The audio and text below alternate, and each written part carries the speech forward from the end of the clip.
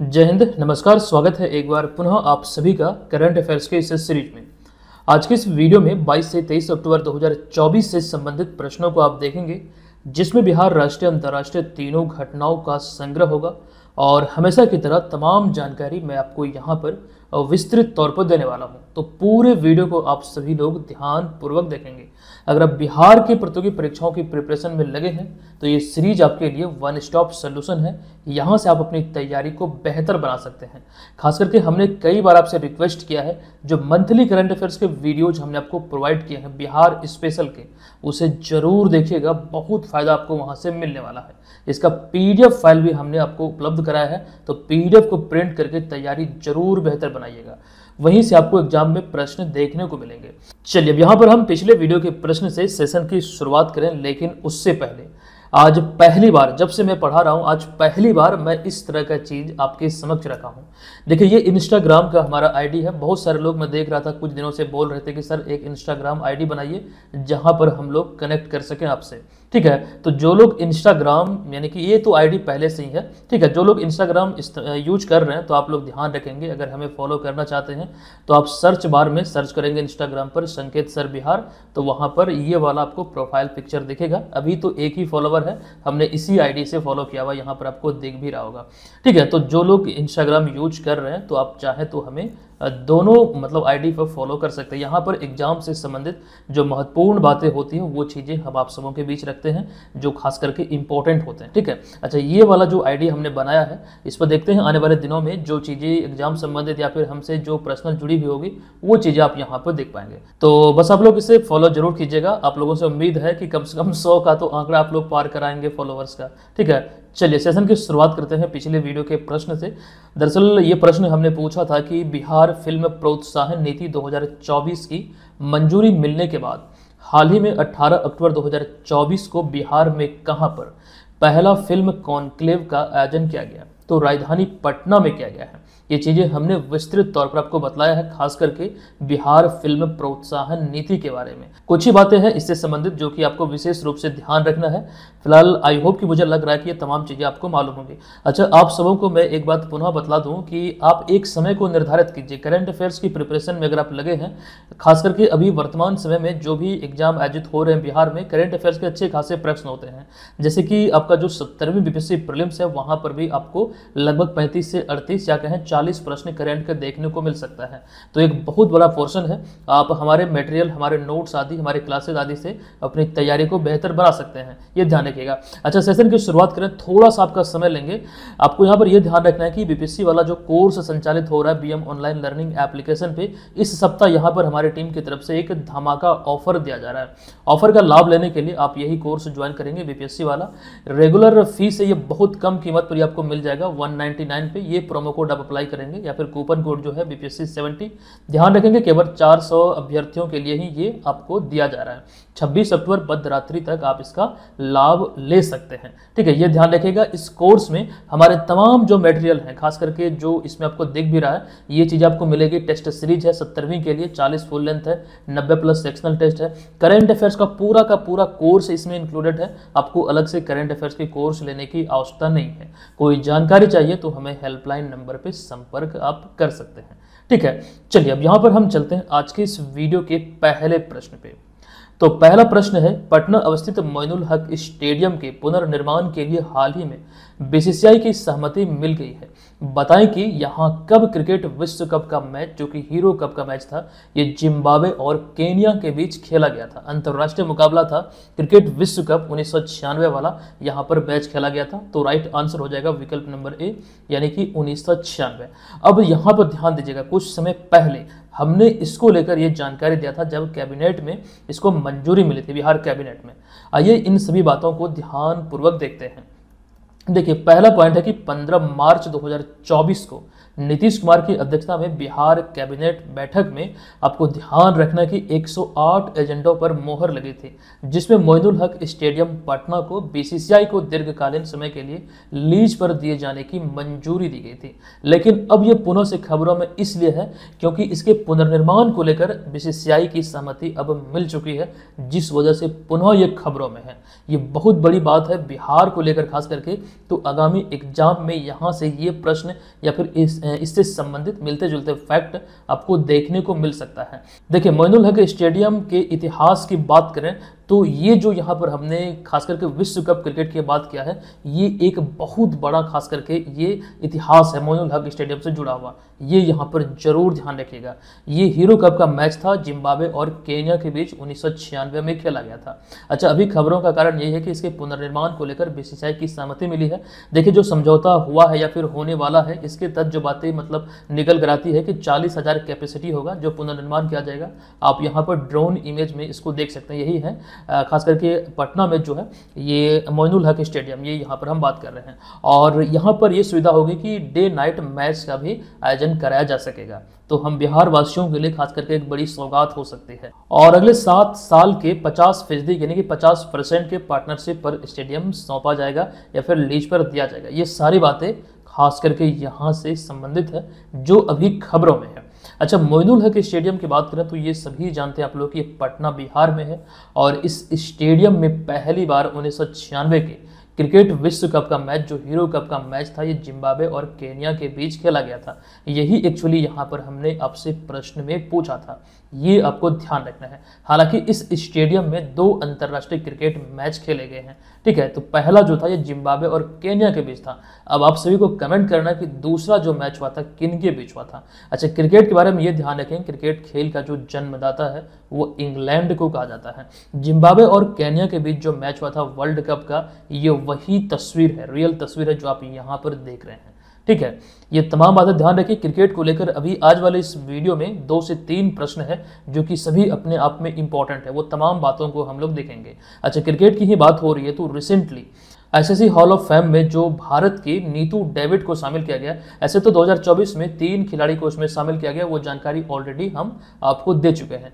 देखिए, यहाँ पर भारतीय क्रिकेटर के संदर्भ में बात करें तो पुरुष क्रिकेटर की सूची यहाँ पर आपके समक्ष है जो आईसीसी हॉल ऑफ फेम में शामिल है। इन सभी की तस्वीर भी यहाँ पर हमने आपके समक्ष रखा है। पिछली बार 2019 में इस सूची में सचिन तेंदुलकर शामिल हुए थे।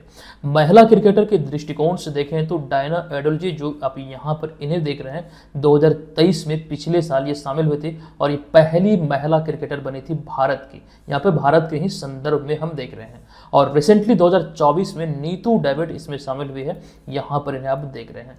तो बहुत इंपॉर्टेंट ये जानकारी है, ध्यान आपको रखना है, क्योंकि इस वर्ष क्रिकेट विश्व कप T20 का आयोजित हुआ है। तो यहाँ से 1-2 प्रश्न किसी न किसी रूप में आपके एग्जाम में मुझे लगता है कि पूछे जाने की संभावना बनती है, ठीक है। वो तमाम चीज़ों का रिवीजन हम आपको करवा ही रहे हैं और तमाम बातों को ध्यान आप लोग रखिएगा भी और समय समय पर नोट्स को रिवाइज करते रहिएगा, ठीक है। चलिए दूसरे प्रश्न बातें हैं। प्रश्न की निम्नलिखित में से किनके द्वारा हाल ही में आईएनए दिल्ली हाट में विशेष खादी प्रदर्शनी का उद्घाटन किया गया, जिसका उद्देश्य खादी कारीगरों की आय को बढ़ावा देना है। देखिए, इसका जो उद्घाटन किया गया ये आपको ध्यान रखना केंद्रीय मंत्री जीतन राम मांझी के द्वारा किया गया। अतः विकल्प नंबर सी इस प्रश्न का राइट आंसर हो जाएगा। अब आपको जानकारी दे दूं कि केंद्रीय सूक्ष्म लघु एवं मध्यम उद्यम यानी कि एमएसएमई मंत्री जीतन राम मांझी द्वारा 18 अक्टूबर 2024 को आईएनए दिल्ली हाट में एक विशेष खादी प्रदर्शनी का उद्घाटन किया गया। यहाँ पर इंपॉर्टेंट ये डेट है, कहाँ पर यह उद्घाटन हुआ, किनके द्वारा हुआ। और इस प्रदर्शनी की बात करें तो यह वोकल फॉर लोकल और आत्मनिर्भर भारत पहल के अनुरूप है, जिसका उद्देश्य खादी कारीगरों की जो आय है उसमें इजाफा लाना है, उसे बढ़ावा देना है। ये इसका मूल उद्देश्य है, जिसको लेकर ये अभी हाल ही में इसका उद्घाटन किया गया जीतन राम मांझी के द्वारा। अब यहाँ पर देखिए जीतन राम मांझी की चर्चा हुई है, आपको मैं बतला दूँ यहाँ से एक प्रश्न बहुत इंपॉर्टेंट बनते हैं। देखिए, अगर हम बात करें दलित मुख्यमंत्री की तो पहले दलित मंत्री बिहार के इतिहास में बने थे भोला पासवान शास्त्री, जो कि पूर्णिया के रहने वाले थे। उनके नाम पर पूर्णिया में एक कृषि कॉलेज भी है, ये ध्यान रखिएगा। अच्छा, दूसरे दलित मुख्यमंत्री कौन है? तो जीतन राम मांझी हैं। अब यहाँ पर कुछ अतिरिक्त जानकारी, जो विशेष जानकारी है, जो यहाँ पर आपको देखने को मिल रहा है। देखिए, नरेंद्र मोदी ने अभी हाल ही में लगातार तीसरी बार प्रधानमंत्री पद की शपथ ली है, नया मंत्रिमंडल का विस्तार हुआ, और इसमें अगर हम बात करें तो बिहार से 8 सांसद को मंत्री बनाया गया। अब इन 8 सांसदों में से अगर हम देखें तो इनमें 4 आपको राज्य मंत्री दिखेगा, ठीक है। और इसके अतिरिक्त जो 4 नाम है, चिराग पासवान, जीतन राम मांझी, गिरिराज सिंह, राजीव रंजन सिंह उर्फ लल्लन सिंह, ये सभी को कैबिनेट मंत्री का पदभार दिया गया। कौन सा विभाग दिया गया, वो चीज़ें यहाँ पर आपको दिख रही है, इंपॉर्टेंट है और आपको इस पर ध्यान केंद्रित करना है। तो कुल मिला के बात यहाँ पर यह है कि तीसरे कार्यकाल में बिहार के 8 सांसद को मंत्री बनाया गया, चाहे यहाँ पर राज्य मंत्री या फिर अगर हम बात करें कैबिनेट मंत्री, ओवरऑल 8 को। लेकिन इससे पहले आपको ध्यान रखना है कि 2014 और 2019 की बात करें तो 2019 में 6 और 2014 में बिहार से 7 मंत्री बनाए गए थे। तो ये चीज़ें यहाँ पर आपको समझने योग्य है, ध्यान रखना। इन सभी को आप यहाँ पर तस्वीर में देख रहे हैं। चलिए, अब यहाँ पर हम चलते हैं आगे अगले तीसरे प्रश्न पे। प्रश्न है कि निम्नलिखित में से किस देश की महिला क्रिकेट टीम ने हाल ही में दक्षिण अफ्रीका को 32 रनों से हराकर T20 क्रिकेट विश्व कप 2024 का खिताब पहली बार अपने नाम किया है? बहुत इंपॉर्टेंट प्रश्न है। ये क्रिकेट विश्व कप का नवा संस्करण है, आप लोग ऐड कर लीजिएगा, ये नवा संस्करण है और इस खिताब को पहली बार न्यूजीलैंड ने अपने नाम किया है। अतः विकल्प नंबर ए इस प्रश्न का राइट आंसर होगा। महिला वर्ग में T20 विश्व कप की बात करें तो अपना भारत अभी तक एक भी बार खिताब नहीं जीता है। अब आइए इसको लेकर डिटेल जानकारी आपके समक्ष रखते हैं। देखिए, 20 अक्टूबर 2024 को दुबई इंटरनेशनल क्रिकेट स्टेडियम में खेले गए फाइनल मुकाबले में न्यूजीलैंड ने दक्षिण अफ्रीका को 32 रनों से पराजित कर पहली बार नवा संस्करण जो था T20 महिला विश्व कप 2024 का ये खिताब अपने नाम किया है। देखिए, यहाँ पर एक चीज ध्यान दीजिएगा, दक्षिण अफ्रीका को हराकर इस खिताब को अपने नाम किया है। देखिए, दक्षिण अफ्रीका को चोकर्स टीम कहा जाता है, तो इसका जो अर्थ होता है मतलब ऐन वक्त पे धोखा दे देना, मतलब जब ज़्यादा जरूरी होती है टीम को मतलब कि बेहतर करने का, उस समय मतलब ये लड़खड़ा जाती है। और ये चीज़ें मैं इसलिए भी बोल रहा हूँ कि बहुत ज़्यादा आपको इंटरनेट मीडिया पर आपको दिखता होगा, अगर क्रिकेट से संबंधित न्यूज देखते हैं तो चोकर्स टीम जो कहा जाता है वो दक्षिण अफ्रीका को। इसका एक एग्जाम्पल और भी यहाँ पर आगे आपको देखने को मिलेगा, वो चीज़ें भी हम आपको बतलाएंगे। यहाँ पर पहले देख ही लीजिए, ये वाला पॉइंट आप यहाँ पर देखेंगे कि हाल ही में पुरुष T20 विश्व कप 2024 जो इसका भी ये नवा ही संस्करण था, भारत ने दक्षिण अफ्रीका को हराकर ये खिताब अपने नाम किया था। आई थिंक शायद 7 रन से शिकस्त दिया था और ये मैच जो था पूरा दक्षिण अफ्रीका के हाथ में था, लेकिन ये किसी कारणवश ये भारत की झोली में रहा और भारत ने दूसरी बार इस खिताब को अपने नाम किया था। ठीक है। अच्छा, यहाँ पर देखिए, बात हम कर रहे थे महिला T20 विश्व कप की, तो न्यूजीलैंड की एमेलिया केयर को फाइनल में प्लेयर ऑफ द मैच और साथ ही साथ प्लेयर ऑफ द सीरीज चुना गया। ये बहुत बड़ी उपलब्धि है किसी टूर्नामेंट में इस तरह की उपलब्धि हासिल करना, दोनों एक साथ, फाइनल में प्लेयर ऑफ द मैच और टूर्नामेंट का खास करके प्लेयर ऑफ द टूर्नामेंट, ये ध्यान रखिएगा। अच्छा, इससे पहले न्यूजीलैंड की अगर हम बात करें तो 2 बार फाइनल में पहुंचे थे ये लोग। ये 2009 में इंग्लैंड से हार गया, फिर 2010 में जब पहुंचे तो आपको ध्यान रखना ऑस्ट्रेलिया के खिलाफ उन्हें हार का सामना करना पड़ा था। तो ये डेटा है और पहली बार न्यूजीलैंड ने इस खिताब को अपने नाम किया है। अच्छा, दक्षिण अफ्रीका को लेकर यहाँ पर हमने वो चीज़ें ऐड कर दिया कि दक्षिण अफ्रीका और ब्रैकेट में हमने लिखा पुरुष और महिला दोनों वर्गों में आज तक एक भी बार T20 व वनडे क्रिकेट का खिताब नहीं जीत पाया है। जो खास करके T20 विश्व कप है और वनडे क्रिकेट का जो विश्व कप होता है, एक भी बार इस खिताब को अपने नाम नहीं किया, जबकि दक्षिण अफ्रीका में बहुत लीजेंड प्लेयर हुए, बहुत ऐसे प्लेयर हैं जो कि अपने मतलब दम पे क्रिकेट को जिताने की मैच को जिताने की क्षमता रखते हैं, लेकिन इसके बावजूद भी एक भी बार ये खिताब जीत पाने में अब तक कामयाब नहीं हुए हैं। ये ध्यान रखिए कि वो टीम कौन सी है, तो दक्षिण अफ्रीका। अब यहाँ पर कुछ और भी जानकारी हम आपको देंगे, उससे पहले आपको बतला दूं, देखिए महिला T20 क्रिकेट विश्व कप की बात करें तो पहली बार 2009 में ही खेला गया था और आपको ध्यान रखना है कि इस खिताब को सर्वाधिक 6 बार ऑस्ट्रेलिया ने अपने नाम किया है। ये बहुत इंपॉर्टेंट है। और सबसे अधिक बार 6 बार ये ऑस्ट्रेलिया ने ही जीता है। इंग्लैंड एक बार जीता 2009 में, और वेस्ट इंडीज एक बार जीता 2016 में, और फिर रिसेंटली न्यूजीलैंड अभी हाल ही में, आपको ध्यान रखना पहली बार इन्होंने खाता खोल दिया 2024 में। तो कुल 9 संस्करण की जानकारी यहाँ पर आपको दिख रहा है। आइए यहाँ पर अगर हम बात करें पुरुष T20 क्रिकेट विश्व कप की जो हाल ही में संपन्न हुई, जो कि आपको ये ध्यान रखना है 1 से 29 जून 2024 तक वेस्ट इंडीज और अमेरिका की मेजबानी में आयोजित हुआ। अच्छा, इससे पहले एक जानकारी मैं आपको दे दूं, देखिए यहाँ पर समझिएगा, देखिए यहाँ पर जो हम बात कर रहे हैं महिला T20 क्रिकेट विश्व कप की, तो ये आपको ध्यान रखना है यूएई में आयोजित हुआ था, यानी कि संयुक्त अरब अमीरात में। ये जो प्रस्तावित था वो बांग्लादेश में था, और हमने आपको बताया भी था कि 3 अक्टूबर से इसका आयोजन होना है बांग्लादेश में। लेकिन जो राजनीतिक उथल पुथल हुई वहाँ पर, जिसके बाद से इसे स्थानांतरित कर दिया गया संयुक्त अरब अमीरात, वहीं पर ये 3 अक्टूबर से आयोजित हुआ, 3 अक्टूबर से लेकर 20 अक्टूबर तक, ये ध्यान रखिएगा। लेकिन वहीं पर दूसरी ओर पुरुष वर्ग के 90 संस्करण की बात करें तो ये वेस्ट इंडीज और अमेरिका में आयोजित हुआ। इसको लेकर तो डिटेल जानकारी कई बार हम आपको दे चुके हैं, यहाँ पर दोबारा पढ़ेंगे तो समय लगेगा। तो जो लोग इसको पढ़ना चाहते हैं वीडियो को पॉज कर लीजिए, थोड़ा सा आप इसे देख सकते हैं, थोड़ा रिवीजन भी हो जाएगा। हम यहाँ पर इसे स्किप करते हुए चलते हैं आगे। अब यहाँ पर क्रिकेट से संबंधित कुछ प्रमुख ट्रॉफियों को लेकर, जो खास करके क्रिकेट से संबंधित है ट्रॉफियाँ, ये इंपॉर्टेंट हो जाती है। Nagesh trophy, Dilip trophy, Syed Mushtaq Ali trophy और देवधर ट्रॉफी।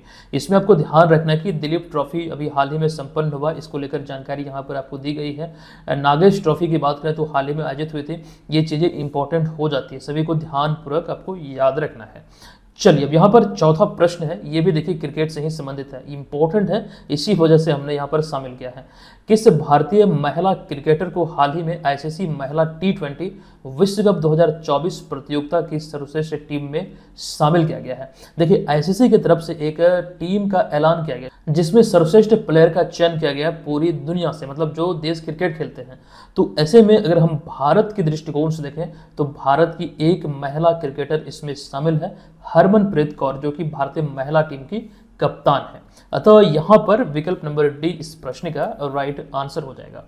आइए आपको इसको लेकर मैं जानकारी दे दूं। सबसे पहले ये ध्यान रखिए, हाल ही में आईसीसी द्वारा महिला T20 विश्व कप 2024 प्रतियोगिता की सर्वश्रेष्ठ टीम की घोषणा किया गया, और इस 12 सदस्यीय टीम में भारतीय महिला क्रिकेट टीम की कप्तान हरमनप्रीत कौर को शामिल किया गया है। और इस टीम में वह भारत की एकमात्र खिलाड़ी है, महिला खिलाड़ी, जिन्हें आप यहाँ पर देख रहे हैं। ये जो चयन किया गया, फिर जो घोषणा किया गया सर्वश्रेष्ठ टीम का आईसीसी के द्वारा, इसमें 12 खिलाड़ियों को जगह दिया गया है।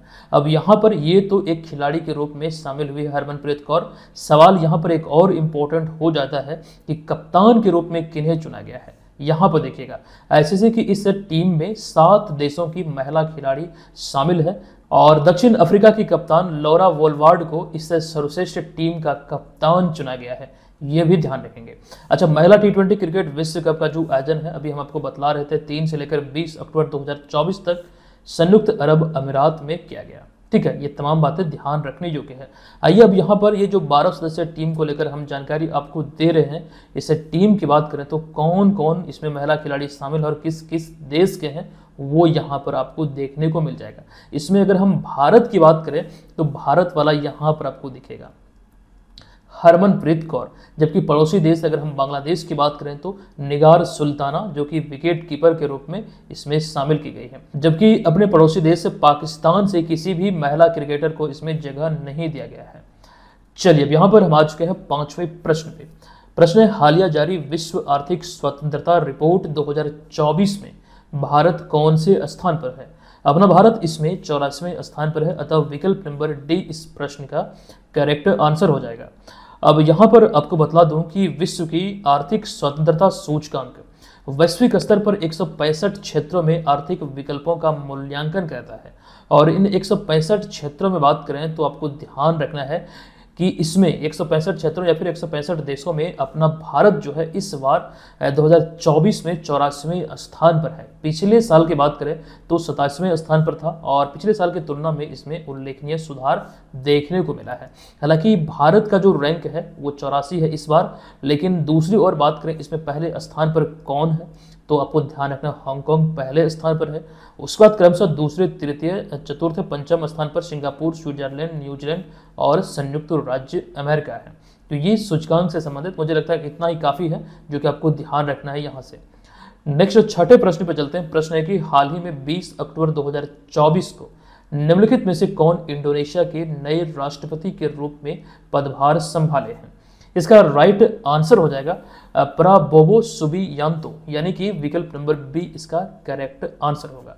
अच्छा, यहाँ पर आपको ध्यान रखना है कि हाल ही में 20 अक्टूबर को प्राबोवो सुबियांतो इंडोनेशिया के 8वें राष्ट्रपति के रूप में शपथ ग्रहण किए हैं।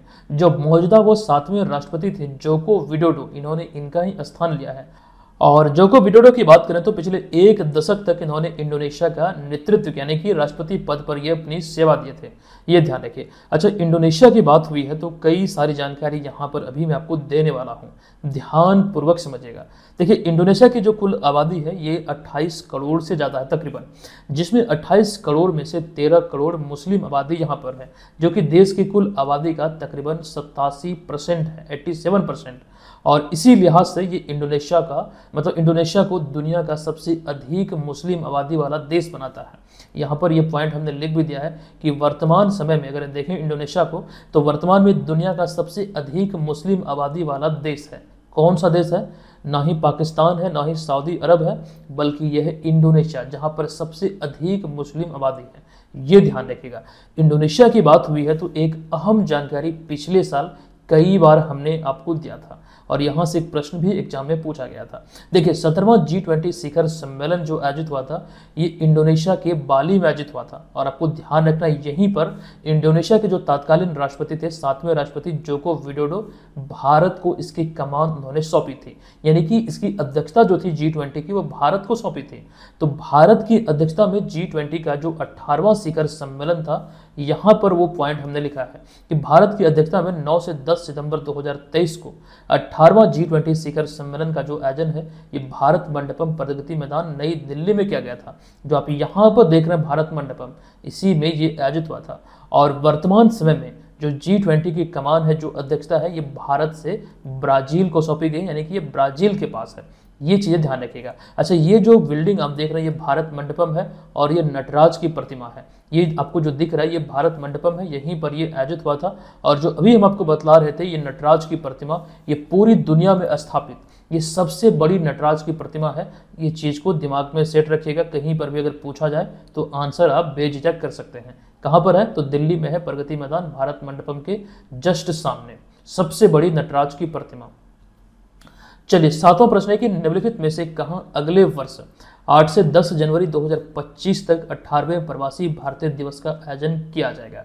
देखिए, इसका जो आयोजन किया जाएगा, जो घोषणा हुई है, जो प्रस्तावित है, ये भुवनेश्वर, उड़ीसा के भुवनेश्वर में ये आयोजित किया जाएगा अगले साल।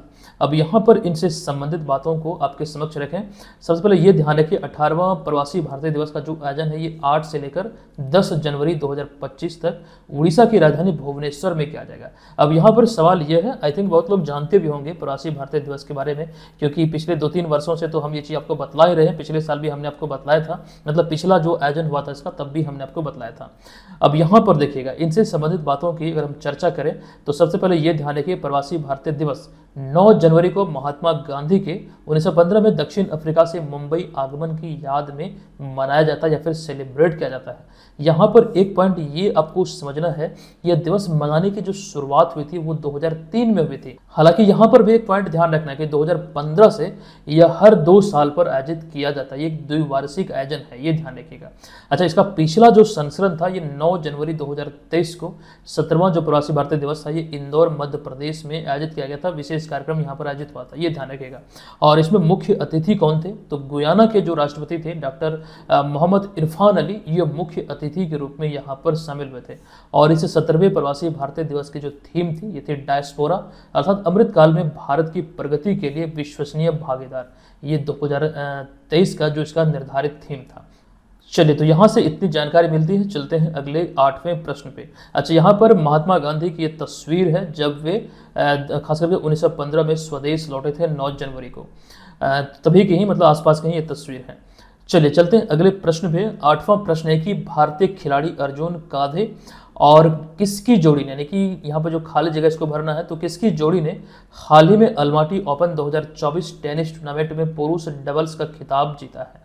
देखिए इस तरह के प्रश्न पे भी पैनी नजर आपको रखना, ये मत सोचना है कि ये प्रश्न नहीं पूछा जाएगा। बहुत अच्छे होते हैं इस तरह के प्रश्न, खास करके ये बड़े इवेंट है तो प्रश्न एग्जाम में बन सकता है। यहाँ पर जो इसका राइट आंसर होगा अर्जुन कादे और ऋत्विक बोलीपल्ली, जो आप यहाँ पर देख रहे हैं विकल्प नंबर सी में। तो इन दोनों की जोड़ी ने अभी अल्माटी ओपन 2024 में टेनिस टूर्नामेंट में पुरुष डबल्स का खिताब अपने नाम किया है, अतः विकल्प नंबर सी यहाँ पर इसका राइट आंसर हो जाएगा। वैसे यहाँ पर लिखा गया है, हालांकि आपको ये ध्यान रखना है कि 20 अक्टूबर 2024 को कोलंबिया के निकोलस वेरिएंटोस और ट्यूनिशिया के इस्कंदर मंसूरी को पराजित कर उन्होंने इस उपलब्धि को हासिल किया है। तो ये भी उतना ही इंपॉर्टेंट है, आपको ध्यान रखना है। ठीक है, तो किसकी जोड़ी ने? अर्जुन कादे और ऋत्विक बोलीपल्ली की जोड़ी ने। चलिए चलते हैं अगले नवे प्रश्न पे। प्रश्न है कि राज्य सरकार द्वारा राज्य के सरकारी अस्पतालों में पिंक अलार्म पहल शुरू की गई है। राइट जो आंसर है यह विकल्प नंबर बी, यानी कि मध्य प्रदेश। इस तरह का पहल मध्य प्रदेश में पहली बार किया गया है। देखिए मध्य प्रदेश सरकार ने हाल ही में राज्य के सरकारी अस्पतालों में पिंक अलार्म पहल की शुरुआत की है। इस पहल का उद्देश्य सार्वजनिक अस्पतालों में महिला कर्मचारियों की सुरक्षा को बढ़ावा देना है। आपको मालूम होगा कुछ समय पहले कोलकाता में एक भीषण, खास करके एक निंदनीय घटना देखने को मिला, तो वहीं से एक सीख लेते हुए मध्य प्रदेश सरकार ने इस पहल को शुरू किया है। और यह पहल मध्य प्रदेश के दतिया जिले के सरकारी जिला अस्पताल और मेडिकल कॉलेज से शुरू किया गया या फिर यहाँ से स्थापित किया गया है। और इस तरह यह स्थापित अपनी तरह का पहली प्रणाली है। हालांकि शायद ये बाद में पूरे मध्य प्रदेश में ये लागू हो जाएगा, फिलहाल तो इतनी जानकारी ये ध्यान रखिएगा, इस तरह का पहल शुरू किया है मध्य प्रदेश ने अभी पिंक अलार्म, ये ध्यान रखिएगा। चलिए अब यहाँ पर हम आगे चलें, आपको जानकारी दें। दरअसल यहाँ पर बात हो रही है अस्पतालों की या फिर स्वास्थ्य से संबंधित क्षेत्र की। तो एक अहम जानकारी यह है कि केंद्रीय स्वास्थ्य एवं परिवार कल्याण मंत्रालय द्वारा एक रिपोर्ट अभी हाल ही में आई थी। इस रिपोर्ट के आधार पर देखें, जो सरकारी अस्पतालों में भर्ती होने वाले मरीज होते हैं, इनको दवा उपलब्ध कराने के मामले में जो अपना बिहार है वो पूरे देश में अव्वल रहा है। दरअसल एक बात ये भी ध्यान रखना कि पिछला जो रिपोर्ट था, जो पिछली बार आया था, अगर आपने नोट्स में वो पढ़ा है तो वहाँ पर आपको राजस्थान देखने को मिलेगा। राजस्थान इसमें पहले स्थान पर था, लेकिन अब बिहार इसमें पहले स्थान पर है। सितंबर 2024 वहाँ पर यह आधारित रिपोर्ट है और 77.22% अंकों के साथ बिहार देश में अव्वल रहा। उसके बाद राजस्थान अब दूसरे स्थान पर है और तीसरे स्थान पर है तेलंगाना। ये चीजें समझने योग्य है, ध्यान रखने योग्य है। अच्छा एक जानकारी और भी दे दूं, यहाँ पर बिहार और तेलंगाना की बात हुई है। जाति सर्वेक्षण कराने वाला या फिर जाति आधारित जनगणना करने वाला तो अपना राज्य बिहार पहले स्थान पर है। दूसरा राज्य जो है वो है आंध्र प्रदेश और रिसेंटली तीसरा राज्य बना है तेलंगाना। ये भी आपको यहाँ पर ध्यान रखना है। चलिए अब यहाँ पर अगले प्रश्न पे आते हैं। निम्नलिखित में से किन्हें हाल ही में राष्ट्रीय महिला आयोग का अध्यक्ष नियुक्त किया गया? तो इनका नाम है विजया किशोर रहाटकर, अतः विकल्प नंबर ए इस प्रश्न का राइट आंसर हो जाएगा। आपको बता दूं, हाल ही में 19 अक्टूबर 2024 को भारत सरकार ने विजया किशोर रहाटकर को राष्ट्रीय महिला आयोग की नवी अध्यक्ष नियुक्त किया है। ये यहाँ पर आपको ध्यान रखना है। आपको बता दूं, उन्होंने रेखा शर्मा का स्थान लिया जो कि 6 अगस्त 2024 को सेवा मुक्त हुए थे। आप यहाँ पर विजया किशोर रहाटकर को तस्वीर में देख रहे हैं जो इस पद पर नियुक्त हुई है। अच्छा इनसे पहले आपको बता दूं कि विजया किशोर रहाटकर 2016 से लेकर 2021 तक, ये 5 वर्ष की अवधि तक ये महाराष्ट्र राज्य महिला आयोग की अध्यक्ष के रूप में कार्य की थी, यहाँ पर अपनी सेवा दी थी। अच्छा राष्ट्रीय महिला आयोग की स्थापना की बात करें तो राष्ट्रीय महिला आयोग अधिनियम 1990 के प्रावधान के तहत जनवरी 1992 में स्थापित किया गया था या फिर अस्तित्व में आया था। इसकी स्थापना को भी लेकर ध्यान रखिए। हालांकि इसके अतिरिक्त कई और भी नियुक्ति हुई है जो कि एक एक प्रश्न यहाँ पर आपको दिख रहा है।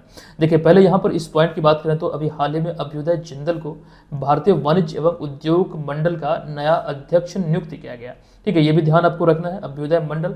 और हाल ही में 1991 बैच के आईएएस अधिकारी एस गोपाल कृष्णन को कर्मचारी चयन आयोग यानी कि एसएससी का नया अध्यक्ष के रूप में नियुक्त किया गया है। अच्छा यहाँ पर एक बात ये ध्यान रखना, नियुक्ति जो हुई है दरअसल 31 अक्टूबर 2024 को वर्तमान जो अध्यक्ष हैं राकेश रंजन, उनकी स्वैच्छिक सेवानिवृत्ति के बाद वह पदभार ग्रहण करेंगे 31 अक्टूबर को। तो ये चीजें यहाँ पर समझने योग्य है। ठीक है, चलिए अब यहाँ पर 11वें प्रश्न पर चलते हैं। प्रश्न है कि हाल ही में 22 अक्टूबर 2024 को द्रौपदी मुर्मू द्वारा नई दिल्ली में 5वें राष्ट्रीय जल पुरस्कार 2023 के तहत कितने विजेताओं को पुरस्कारों का वितरण किया। देखिए यहाँ पर जो राइट आंसर है, कुल मिला के 38 विजेताओं को सम्मानित किया गया, कुल 9 कैटेगरी में, 9 श्रेणी में। ये बातें ऑलरेडी हम आपको बतला चुके, चूंकि पुनः से यहाँ पर हमने इसलिए शामिल किया है, जब ये घोषणा हुई थी तभी हमने आपको बताया था। अब ये सम्मानित किया जा चुका है, तो मुझे लगा कि एक बार पुनः से बता दें ताकि आपका रिवीजन हो जाए। देखिए 14 अक्टूबर 2024 को नई दिल्ली में केंद्रीय जल शक्ति मंत्री चंद्रकांत रघुनाथ पाटिल द्वारा 5वें राष्ट्रीय जल पुरस्कार 2023 की घोषणा के बाद हाल ही में 22 अक्टूबर 2024 को पुरस्कारों का वितरण द्रौपदी मुर्मू द्वारा किया गया। और पुरस्कार स्वरूप आपको ध्यान रखना कि सर्वश्रेष्ठ राज्य का जो पुरस्कार मिला ये उड़ीसा को मिला, जबकि उत्तर प्रदेश दूसरे स्थान पर रहा और गुजरात और पुडुचेरी संयुक्त रूप से तीसरा स्थान हासिल किया। ये ध्यान रखिएगा। अच्छा, एक बात और आपको बता दूं, जो एक्चुअली हमने प्रश्न आपसे पूछा है, तो 22 अक्टूबर को नई दिल्ली में कुल 9 श्रेणियों में संयुक्त विजेताओं को देखें तो कुल मिला के 38 विजेताओं को यहाँ पर सम्मानित किया गया। बिहार के संदर्भ में हमने आपको बताया था कि इस बार बिहार को किसी भी श्रेणी में कोई भी पुरस्कार नहीं मिला, ये 5वें राष्ट्रीय जल पुरस्कार के तहत। लेकिन इसका जो पिछला संस्करण था, 4था राष्ट्रीय जल पुरस्कार, इसके तहत सर्वश्रेष्ठ उद्योग का जो पुरस्कार मिला था, ये बरौनी ताप विद्युत केंद्र बेगूसराय बिहार को दिया गया था। और बरौनी ताप विद्युत केंद्र की स्थापना हुई थी 1964 में। ये यहाँ पर ध्यान रखिएगा, सर्वश्रेष्ठ उद्योग का पुरस्कार मिला था 4थे संस्करण में। अच्छा, इसको लेकर डिटेल जानकारी ऑलरेडी हम आपको पीडीएफ में दे चुके हैं। मंथ जैसे एंड होगा, जिस दिन एंड होगा उसी रात्रि 12 बजे आपको ये पीडीएफ मिल जाएगा एकदम अच्छा तरह से। मतलब पहले की तुलना में ये पीडीएफ और भी बेहतर होने वाला है, और इसमें हमने बहुत अच्छे अच्छे तथ्यों को डाला है। पहले की तुलना में पीडीएफ आपको थोड़ा अट्रैक्टिव लगेगा, उसको जब प्रिंट आप करेंगे तो मजा आ जाएगा पढ़ने में। ये चीज ध्यान रखिए, जिस दिन समाप्त होगा मंथ उसी दिन आपको मिलेगा 12 बजे रात्रि। देखिए अब यहाँ पर अगला प्रश्न है कि निम्नलिखित में से किस भारतीय मूल के किस शख्स को हाल ही में गूगल के नए चीफ टेक्नोलॉजी ऑफिसर यानी कि सीटीओ के रूप में नियुक्त किया गया है। तो राइट आंसर यहाँ पर हो जाएगा प्रभाकर राघवन। अतः विकल्प नंबर सी इस प्रश्न का राइट आंसर हो जाएगा। अच्छा, गूगल को लेकर तो ऑलरेडी कई बार हम आपको बतला चुके हैं। आज के इस सेशन को हम यहाँ पर समाप्त करते हैं। अच्छा, यही वाले कोर्स को लेकर हम आपको बतला रहे थे, इसमें आपको जो कूपन कोड हमने बतलाया, ये कूपन कोड है BPSC 70। तो अगर आप इस कूपन कोड का प्रयोग करते हैं तो ये कोर्स महज 199 रुपये में आप एक्सेस कर पाएंगे पूरे 1 साल तक। और सबसे खास बात यहाँ पर यह है कि पिछला जो आपका छूट चुका है वो आपको निःशुल्क मिल जाएगा। जिस तिथि को ज्वाइन करेंगे तभी से आपका प्लान एक्टिव होगा।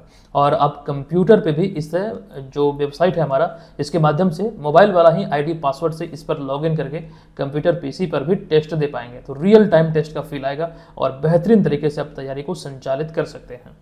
आज के इस वीडियो का प्रश्न अक्टूबर 2024 में आई एक रिपोर्ट के अनुसार बिहार में जिला अस्पतालों में मिलने वाली ऑनलाइन सुविधा उपलब्ध कराने में राज्य का कौन सा जिला शीर्ष पर है। ऑलरेडी हम आपको बतला चुके हैं, आप लोग कमेंट बॉक्स में जाएंगे, हमें बताएंगे इसका राइट आंसर क्या होगा।